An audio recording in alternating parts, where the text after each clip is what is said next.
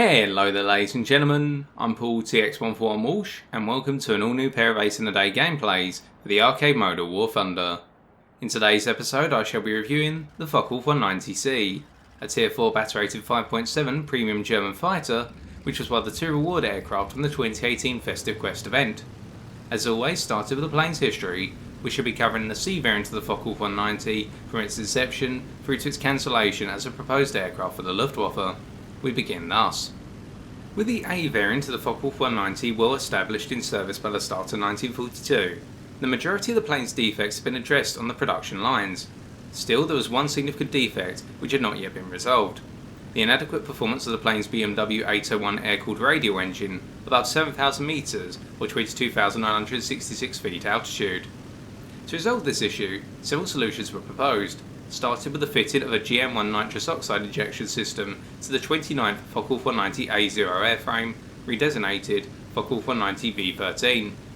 This approach fell below expectations as whilst the plane's effective combat altitude was boosted to 7,925 metres or 26,000 feet altitude, it came with multiple drawbacks, including the amount of nitrous oxide that could be carried by the plane was limited, meaning the GM1 system could only be used for brief periods of time, and that the mass of the GM1 system was almost as much as the total mass of the plane's gun armament, adding considerable mass to the aircraft, impacting on its overall performance. As a result of this, Focke-Wulf felt that the desired performance could not be achieved via a BMW 801 engine, but instead through a liquid-cooled engine. Kurt Tank, the designer of the Focke-Wulf 190, advocated the Daimler-Benz DB603. However, the Reichsluftfahrtministerium, the RLM, or the Ministry of Aviation, were against the usage of the DB603 as it had been developed by Daimler-Benz without official approval, instead of advising Tank that the desired performance should be achieved via a modified BMW 801 engine or the Untitled 213 liquid-cooled engine. A concession was given to Focke-Wulf to conduct some development work on a DB603 powered Focke-Wulf 190, but on the basis that the DB603 aircraft would form a backup project compared to the projects for the other engines. This led to three new solutions being proposed.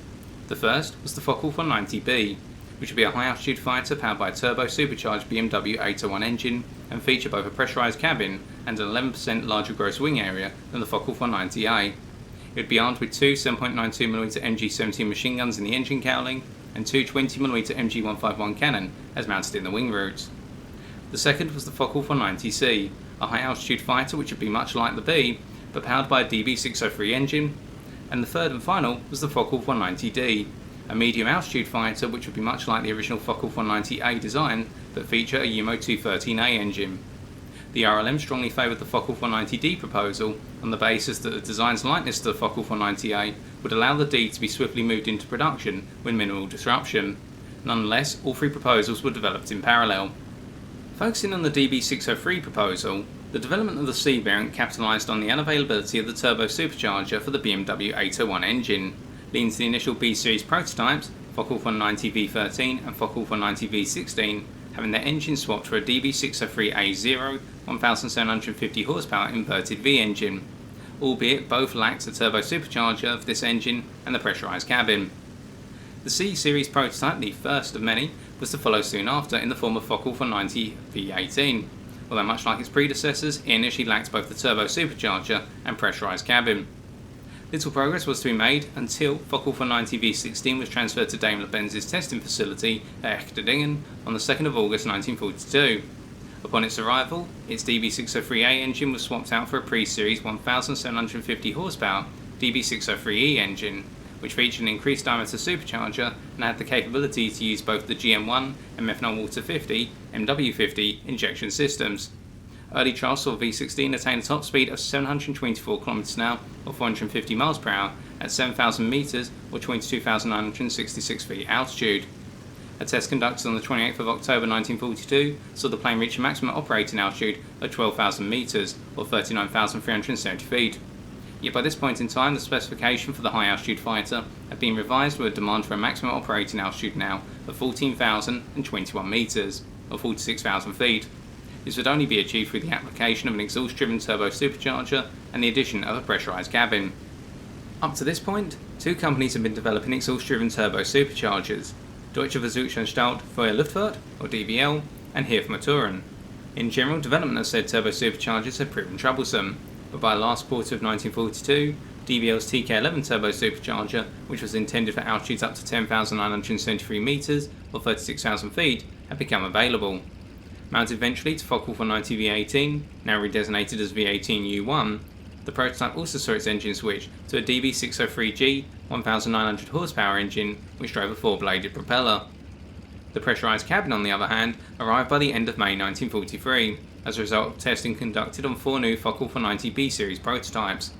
The cabin was installed to 5 new C-Series prototype airframes, V29 through to V33, which had been completed by the early summer of 1943. All these planes were powered by DB603G engines and featured turbo superchargers as located in distinctive ventral housings, which led to the planes being given the unofficial nickname Kangaroos, or Kangaroos in English. V29 and V30 used the Heath Maturin Type 9 2281 turbo supercharger, whilst V31 through to 33 used the DBL TK11. The test program that followed was plagued by a series of teething troubles with the turbo superchargers, the main one being the inability of the exhaust pipes to withstand the extreme temperatures generated during extended flights.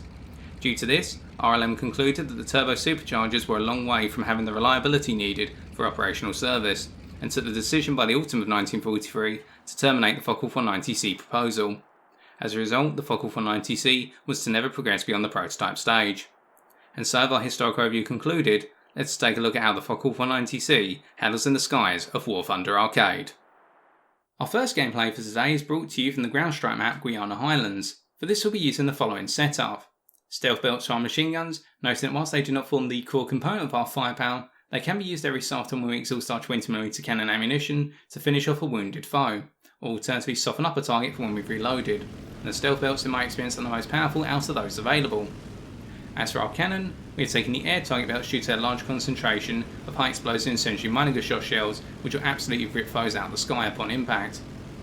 Our gun convergence is set to 800 metres, noting this is for the purposes of optimising our wing root mounted cannon for head-ons and interception style passes, trying to keep our foes all the way out to a distance of 1.5 kilometres wherever possible, because as we're going to elaborate, when our opposition gets too close to this aircraft and forces us into a turn fight, the difficulty will really arise. It should be noted, however, this gun convergence setting is only going to affect one 20mm cannon at the moment on the left hand side, due to a modelling bug, which has been reported. That is, when you look at this plane in the X-ray view in the hangar, you'll see that all the firepower is in the correct location according to the historical overview, the 20mm cannon being in the wing roots, the machine guns in the engine cowling. When you fly the plane, conversely, you'll find that the cannon are mounted on the left hand side of the plane, one in the engine cowling and one in the wing root, and the machine guns on the right hand side in a similar fashion. The net effect of this is that if you're going up against a foe at a distance who is flying in a straight line, so say 600 metres plus, you're not going to have any issues, because what you'll find is your 20mm cannon shells over time will gradually move towards the central lead indicator and they'll distribute around it equally on the left and right hand side. However, when you get really close to a foe who's flying in a straight line, such as 250 metres and closing, you'll see that unless you aim slightly off to the right of your opponent, off to the right of the lead indicator, a lot of your 20mm cannon shells will actually go down the left hand side of the aircraft and miss or just scratch the target. On top of that, when you go into a turn fight or any sort of deflection style shooting, you're going to have some major difficulty when your opponent decides to deflect towards the right or turn towards the right, in that you're going to have to roll the plane excessively compared to what you'd expect in order to bring the 20mm cannon to bear on target. Whereas if you had the 20mm cannon in the right hand wing root, you have that 50-50 distribution, so you're going to have one cannon you can reliably bring to target. Here that's not the case, and you have to roll the plane more to bring both cannon onto target.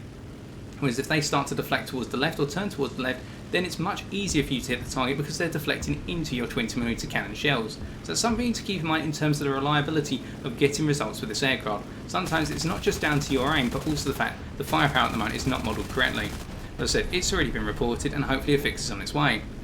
Now, having picked up our third kill on a second B-17, our fuel load is set to 30 minutes, we should always point out, in order to ensure we can make it to the end of the game unscathed on fuel capacity, and we immediately come into the climb rate of the Focke-Wulf 190C. The climb rate of this aircraft is interesting because the base climb rate itself is one of the poorest for its battle rating within the fighter class.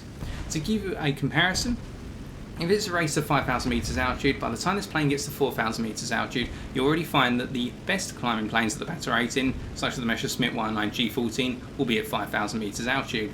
So this 1 kilometre altitude offset puts you at a key disadvantage at the start of the match. However, to make up for this, The climb rate sustainability of the Focke-Wulf 190C is extremely strong and one of the best at its battle rating, in that this plane can go from a starting altitude of 1000 metres and a speed of 425 km an hour and use a climb angle of up to 25 degrees and more emergency power cycling to take itself all the way up to 5500 metres altitude plus in a single climb. And this is rare for the battle rating. There are other planes that can do it, such as the best climbers, the Messerschmitt 19 G14 again being referenced here, but a lot of foes will have to level out, build up the speed and start again. That means if you enjoy side climbing, you can use that to your advantage in this plane by simply heading out towards the edge of the map, gradually building altitude over time, and then coming in above the majority of your opposition, catching the loitering bombers by surprise in particular. As we saw against the free bombers at the start of this game, you have ample firepower to bring them down via head-to-heads or alternatively beam interceptions. Hand dodge the head on with the Messerschmitt 19F, thanks to our ally in the Messerschmitt 19 Gustav coming in to support us and take the foe down. We're now going to go into a bit of a turn fight against the Focke-Wulf 190 D13, our battle rating contemporary within the premium side of the German tech tree. And what's important to note here, the two planes are rather evenly matched in a turn fight, albeit the Focke-Wulf 190C has a slight advantage, and that is in the form of its turn circle. Now what I mean by this is the base turn circle of the C is actually tighter than the rest of its Focke-Wulf 190 brethren in game at the moment, whether it be the A1 all the way through to the likes of the D13, the D12 and the D9. On top of that, your turn circle is comparable to likes the TA152H1 with its ideal speed range, and therefore you're starting to move towards a turn circle that's on par with the British Tempest Mark V. This means you can take a turn fight to some foes by exception. It's not going to be the norm. If opponents are going to outtone you, they will in most cases, the key examples being the Spitfire LF Mark 9 and the equivalent of the Yak 9 UT. But every so often you can turn fight with a foe. As we've seen here with the Focke-Wulf 190 D13, we're able to reverse the engagement through a set of rolls and forcing them to overshoot because we controlled our speed, whereas they came in very strongly because they have the stronger engine power available to them by comparison, and then by reversing it we're able to bring them down for another kill. Now breaking our way away at this point, we're at very low altitude and we will need to regain our altitude, but this is going to take time, and this exposes one of the weaknesses of the Focke-Wulf 190C, in that this plane has a very limited ideal altitude range for its engine performance. You'll find that this ideal altitude range is 3,500 to 5,500 metres altitude, because below 3,000 metres altitude, the engine performance of this plane really starts to drop off, particularly in terms of climb rate. Whereas you go lower and lower, the climb rate is punished more and more, and as you go below 1,500 metres altitude, you're really going to feel a negative effect to this plane, to the point where you're going to be wondering, where on earth has all my engine performance gone? At the other end of the spectrum, when you get to 6,000 metres altitude, you'll find there's a gradual acceleration drop off that begins, and at 6,500 metres altitude your climb rate is going to drop off in a similar manner. It's a gradual drop off, but it becomes very pronounced by the time you hit 7,500 metres altitude. And what this means is you are confined in a very limited space in order to conduct your engagements. And then hunting down an enemy bomber, this is not a problem when they're up high, simply because you're going to have the net engine performance in the first instance to chase them down.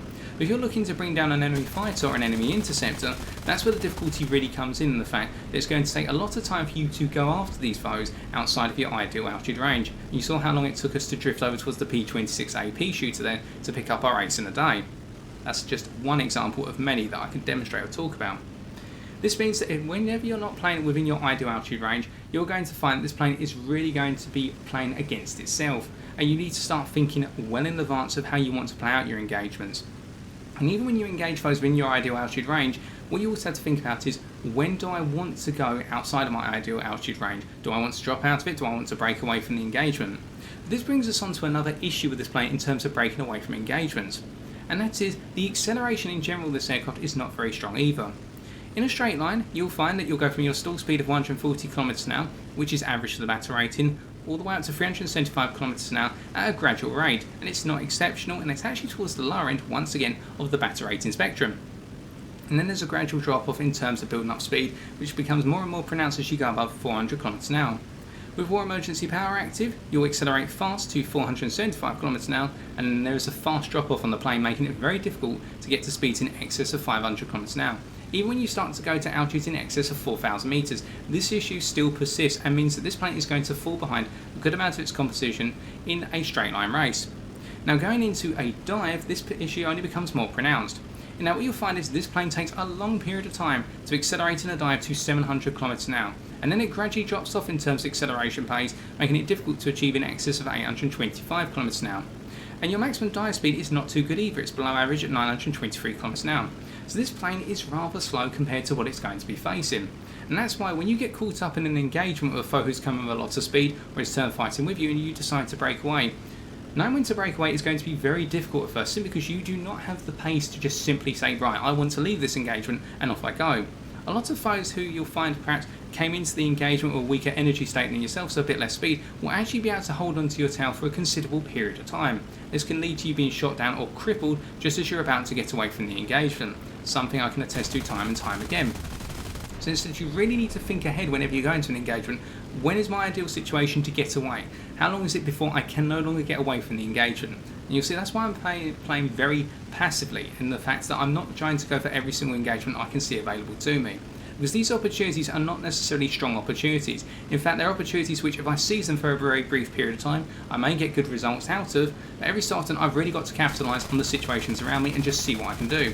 This P47 M1RE being another key example, where they went into an engagement with our allies and were able to pick them off as they came around for the second pass on our ally. And that gave us our 7th kill. Now on the upside, coming away from the weak acceleration of this plane, let's talk a little bit about the control surfaces. In general, the control surfaces are your standard Focke-Wulf control surfaces, in that you have a very strong roll rate, which allows you to change directionality quickly in the midst of a turn fight or in a given engagement.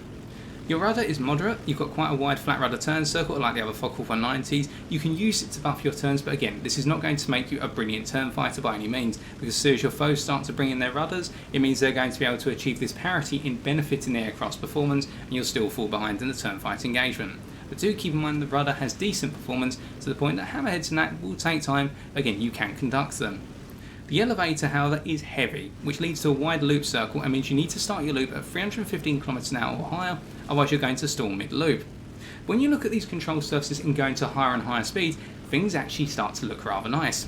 In that, your elevator and your rudder have no lock-up thresholds, which means you can use them just as you would in a low-speed situation. Your roll rate does have a lock-up threshold, but between 550 and 800 km/h, it will drop in performance by 75%. But this is an issue which is actually offset by the poor dive speed characteristics of this aircraft, as we bring down the TBF for another kill. In that, because it takes so long for you to get to speed where you're going to start really feeling this lock-up, so say 700 km/h plus, when you go into a boom and zoom dive on a foe who's say 1.5 km below you, and you've got a starting speed of 350 km/h, you'll normally be coming in around the 650 km/h mark when you hit the target. And what this means is you're not going to experience the maximum possible lockup on your roll rate, so you can still roll this plane rather nicely. You're only going to be losing your roll rate by say 25 to 40% at this point in time, which means you can conduct boom and zoom rather accurately and reliably in this aircraft, so that is a comforting factor. That's why the control surfaces, whilst not exceptional at the lower to standard speeds, the ideal speed range of this plane, once you go up to those high speeds in the boom and zoom dives, this plane still feels comfortable, unlike some of its opposition. Now we're going to swing around towards the P51 who's going towards our base to try and blow it up, and you're going to see some frustration here while I'm trying to aim onto the target as they're making their way from right to left. You'll see that my accuracy is off to a degree, and also I'm starting to feel some minor effects of the 20mm cannon pulling on the left hand side. I'm going to try to hit the target here, and I'm waiting to open fire when they're drifting towards the left to try and get the most out of the firepower, finally picking up the kill, our last for this match if I remember correctly. Yep, our 9th and final kill. Now with that, and the game's about to conclude, you can see that the Focke-Wulf 190C has not been the most comfortable of planes to fly so far. And we may be thinking already, for those of you who are going to be new to this aircraft with that J2M coming towards us here at high speed, but they're going after one of our allies instead, this is a plane that's going to take time to get used to. And that will be a theme that you're going to see in the second gameplay as well, in that you want to think about which engagements you go for, and we've talked about that to a degree here. The fact we just don't have that performance to be able to choose when we leave an engagement. But this game comes to an end, and it's time for us to take a look at the post-game stats.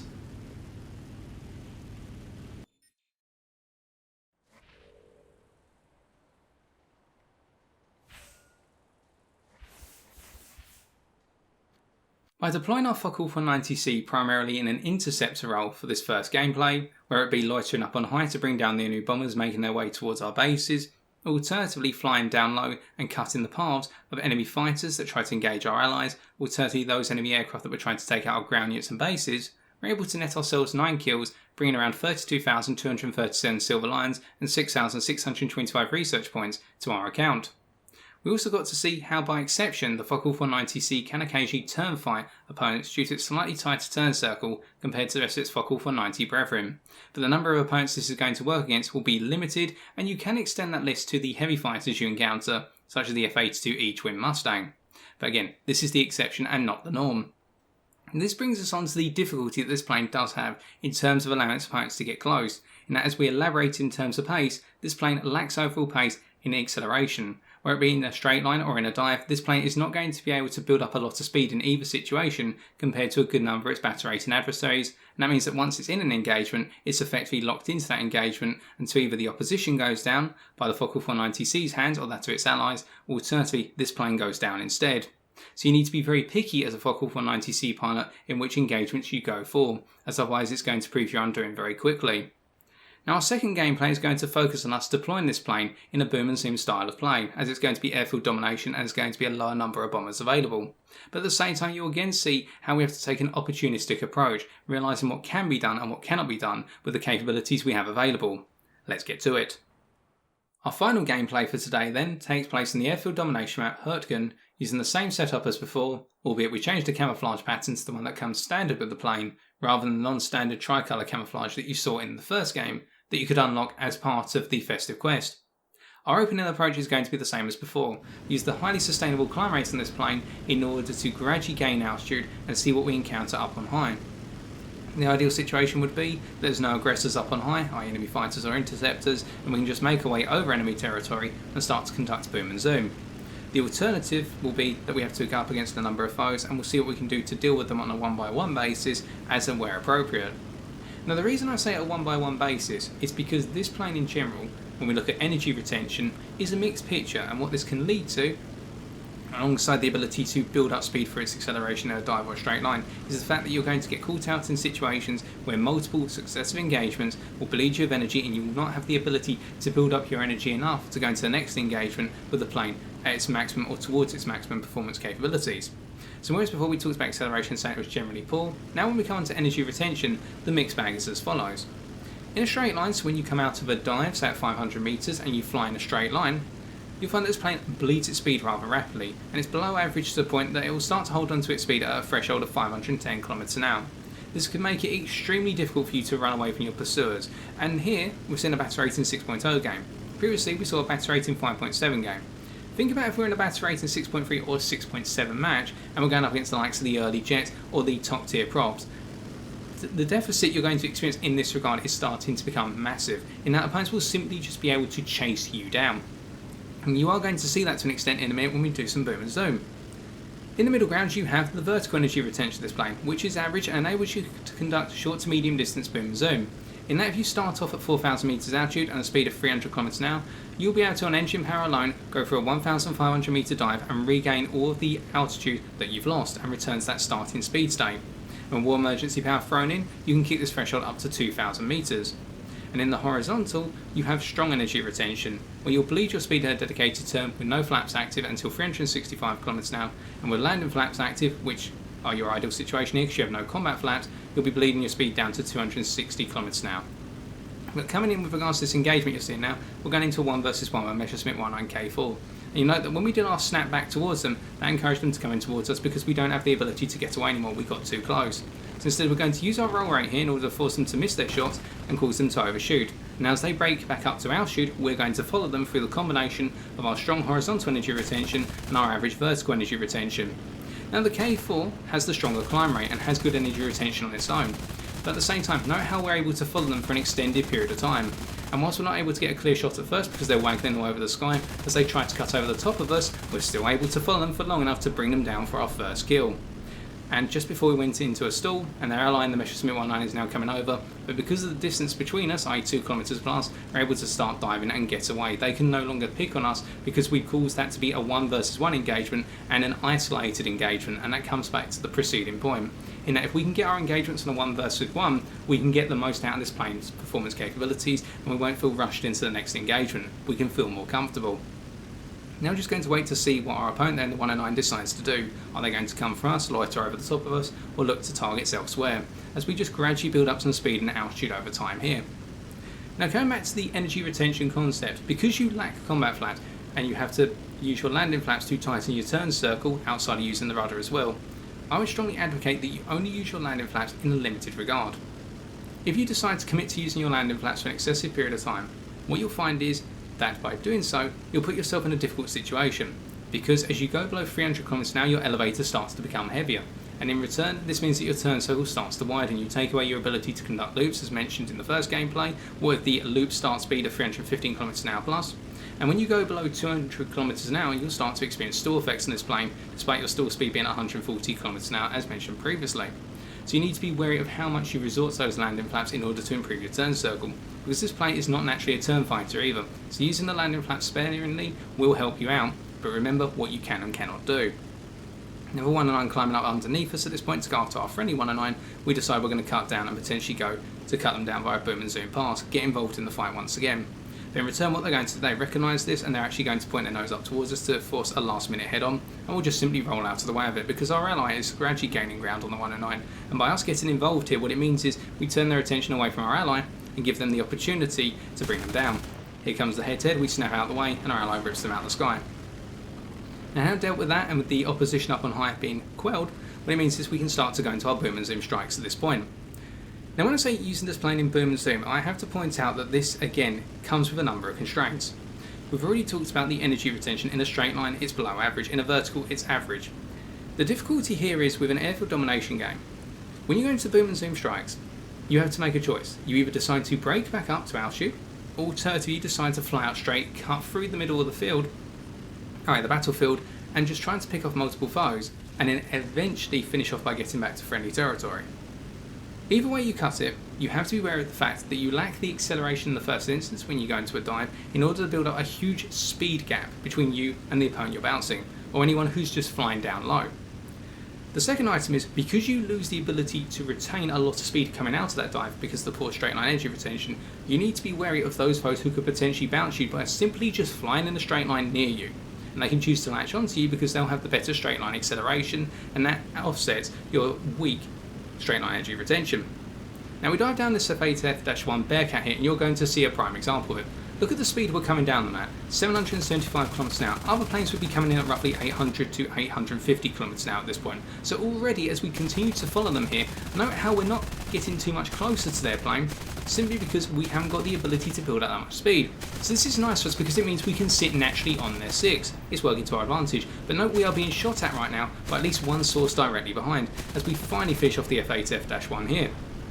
This means that if we're being shot at right now by multiple foes, and we do have an F4U-4 Corsair, it's machine guns trying to spray us at this point, but imagine if it was an F4U-4B Corsair and we hadn't taken that evasive action. An Edge 20mm can could have come into the back of us and could have achieved a critical hit. And that's the fine margin you run on, is the fact that when you conduct boom and zoom, you need to not only think about the targets you're going for, but the targets who may decide at a last minute, you know what, there's a Focke-Wulf 190C coming down on us all, I'm going to snap up to meet it and then follow it out.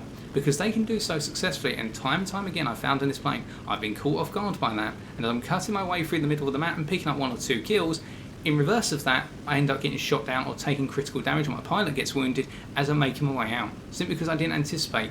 My goodness, the opposition is actually just following me around the map right now. But nonetheless, outside that, we were able to pick up the F8F-1 kill, and we're going to now gain some altitude and rinse and repeat. Of course, this process takes time simply because of the limitations on the climb rate of this aircraft, which we've mentioned previously. And because we're operating at lower altitudes here, we're only just breaking up towards 1,700 meters altitude right now, it means that resetting your position to go again is something that you need to think about. Okay, how do I mask that I'm doing this? How do I keep the attention off of me? And to do so, you break out towards the side of the map. And coming back to the concept of the performance differentials, if you're towards the lower end of the battle rating spectrum, so those 6.3, 6.7 games, the approach doesn't really change. It's just the thresholds which you operate in really become much more distinct, and you have to think ahead. You have to start thinking 2 steps ahead of your opponents as to what they could potentially do based on your current situation and the tactics you're trying to deploy. And those enemy planes that may appear 4 kilometers away from the target you're going for, how long is it actually going to be before they're able to get onto your 6? Because imagine if they're coming onto your 6 at 2 kilometers away and you're trying to break away back towards friendly territory. You're going at a speed of 400 kilometers an hour in this aircraft. They're coming in at, say, 550 kilometers an hour in a gradual dive.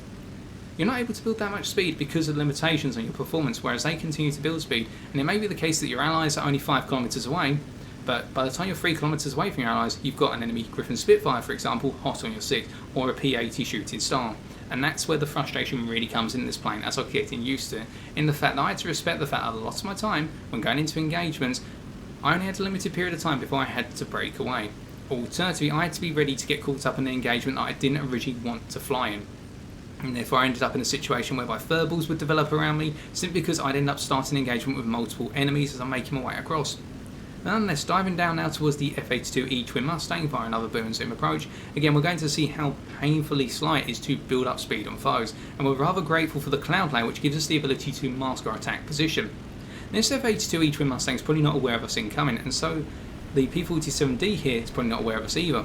We can cut them down for our first kill, and then we're going to follow through on the crippled Twin Mustang here. They are on fire on their left-hand engine, and that could potentially go out, so we want to get them out of the way, because they can use their 50 cals to rip our allies apart in a head-to-head, and we finished them off for a double strike. And now we carry through and make our way back up to altitude once again. And note that this time we picked the right situation where nobody was close behind us or close under us on the enemy team to snap up and try and follow us out. And it's these boom and zoom dives that are going to work to your better advantage. The ones where you think ahead and think, right, how many foes can actually follow me away from this one? And the lower the number, the better. In breaking back up, let's talk a little bit about ammunition capacity. You have 900 rounds of machine gun ammo to each machine gun and 250 per cannon. This means that reloads are not going to be frequent, and you can choose reloads at your convenience, as I've been doing throughout the two gameplays, rather than reloads suddenly punishing you when you least expected them to.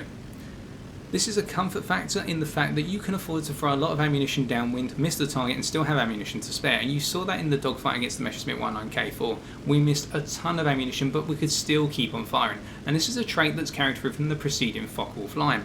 In that in the Focke-Wulf 190A variant you had tons of cannon ammo, and this also applied to say the Focke-Wulf 190 D9, and it carries through to the D12 and the D13, albeit in the case of the D12 you start looking at 30mm cannon on top of 220s.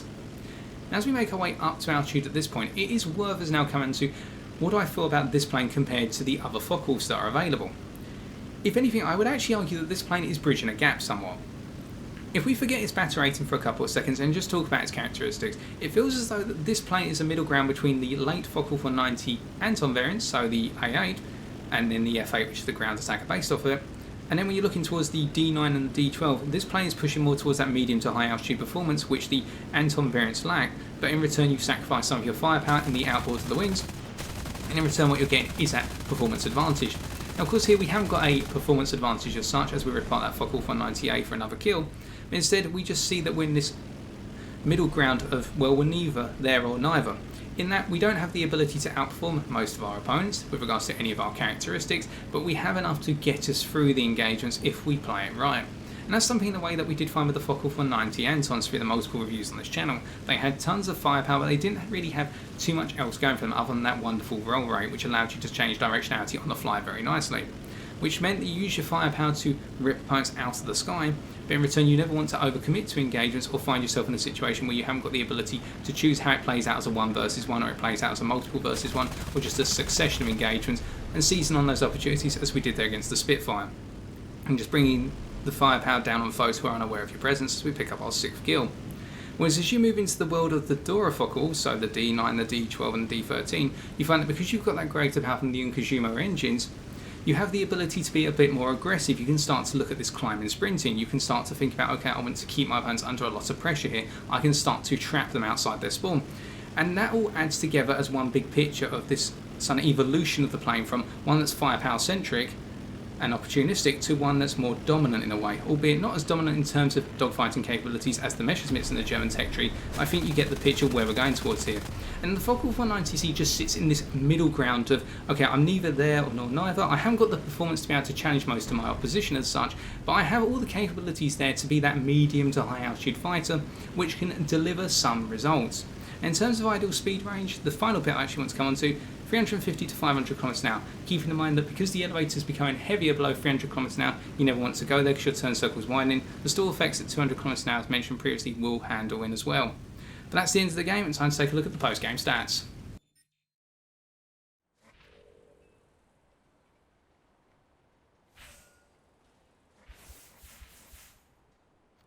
By deploying our Focke-Wulf 190C in this match in more of a boom and zoom centric role, we're able to pick up 7 kills, giving us 33,212 silver lions and 6,077 research points.